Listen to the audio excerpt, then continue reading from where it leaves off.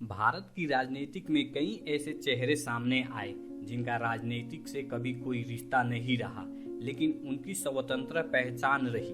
ऐसे ही कई film star, खिलाड़ियों और बिजनेसमैन के साथ साथ साधु संतों को भी राजनीतिक में शामिल किया गया है।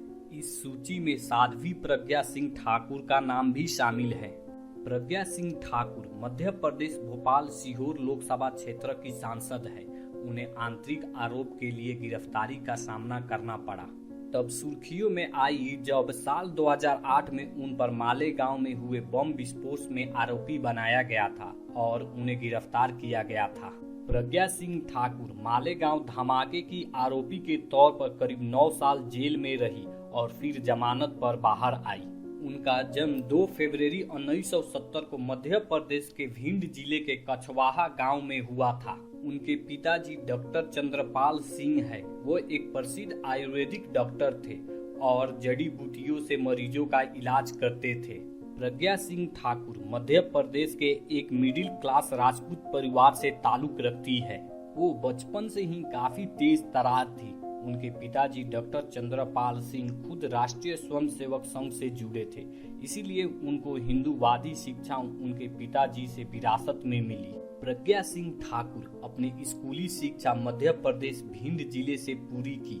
उन्होंने इतिहास में ग्रेजुएशन की डिग्री ली और कॉलेज के दिनों में ही अखिल भारतीय विद्यार्थी परिषद से जुड़ गई थी। भोपाल से उन्होंने इतिहास में पोस्ट ग्रेजुएशन की डिग्री हासिल की है। अपने बोलने की कला और भाषण के चलते साध्वी प्रज्ञा के सभी लोग कायल थे। कहते हैं कि प्रज्ञा जब भीड़ को संबोधित करती थी तो लोगों के रोंगटे खड़े हो जाते थे। शुरुआती समय में प्रज्ञा के भाषणों का प्रभाव भोपाल, देवास, जबलपुर और इंदौर पर खूब पड़ा। राष्ट्रीय स्वयंसेवक के संपर्क में आने के बाद प्रज्ञा ने संन्यास ले लिया था। वो बहुत ही अच्छी वक्ता है और उनके वाक्य कौशल ने ही उन्हें प्रसिद्धि दिलाई थी। बहुत जल्द वो भारतीय जनता पार्टी के स्टार प्रचारक बन गई थी। वो महिलाओं पर अपने भाषण से गहरा प्रभाव डालती थी। वो इस्लामिक आतंकवाद पर सीधा प्रहार करती थी और कश्मीर के मुद्दों पर भी सख्ती से बेहद स्पष्ट शब्दों में बोलती थी। इसीलिए बहुत जल्द विपक्षी पार्टियों और विरोधियों के निशाने पर आ जाती थी। साल 2008 के मालेगांव बम विस्फोट में साध्वी मुख्य आरोपी थी, जिसमें 2 बम विस्फोट हुए, एक महाराष्ट्र में और एक गुजरात में। उस बम विस्फोट में 6 लोग मारे गए और 100 से अधिक लोग घायल हो गए थे। इसके चलते उन्हें गिरफ्तार कर लिया गया और 9 साल कैद में रही। इसके बाद ही यूपीए सरकार ने भगवा आतंकवाद का मुद्दा उठाया, जिसमें साध्वी प्रज्ञा को मुख्य आरोपी बनाया गया। साल 2017 में उन्हें आरोप से बरी कर दिया गया था।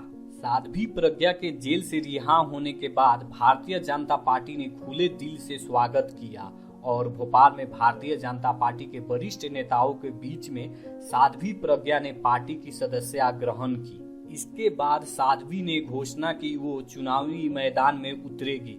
मध्य प्रदेश के पूर्व मुख्यमंत्री दिग्विजय सिंह को इस चुनावी जंग में साध्वी प्रज्ञा के सामने खड़ा किया गया। साध्वी ने भी दिग्विजय सिंह को जीत की खुली चुनौती दी, क्योंकि कहा जाता है कि भगवा आतंकवाद शब्द का आविष्कार दिग्विजय सिंह ने ही किया था और साध्वी प्रज्ञा को उस केस में फंसवाने के पीछे उन्हीं का योगदान था।